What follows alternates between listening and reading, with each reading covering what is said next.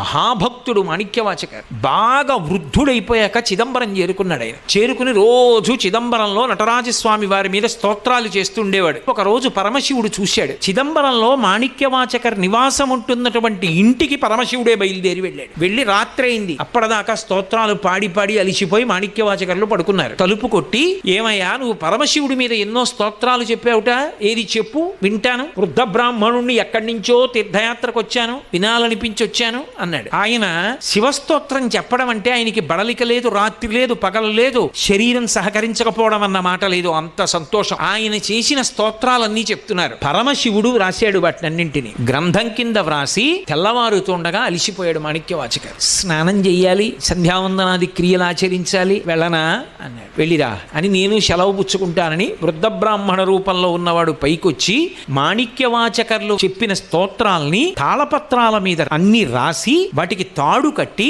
చిదంబరంలో ఆకాశలింగం ఉన్నటువంటి ద్వారం దగ్గర పెట్టేసి దాని మీద నందీశ్వరుడు యొక్క ముద్ర గుద్ది వెళ్ళిపోయాడు. తెల్లవారుజామున అర్చకులు తలుపులు తీయడానికి వచ్చారు. ఏవో తాళపత్ర గ్రంథాలు ఉన్నాయి, ఎత్తి చూశారు. దాని మీద నంది ముద్రలు ఉన్నాయి. అమ్మ బాబోయ్, నంది ముద్రలు ఉన్నాయి, రాత్రి ఎవరు పట్టుకొచ్చి పెట్టారోనని తెల్లబోయి జాగ్రత్తగా విప్పి చూశారు. పరమశివుడి మీద స్తోత్రాలు. అందులో కొన్ని గుర్తుపట్టారు మాణిక్యవాచకర్లని. అందులో పరమశివుడు తన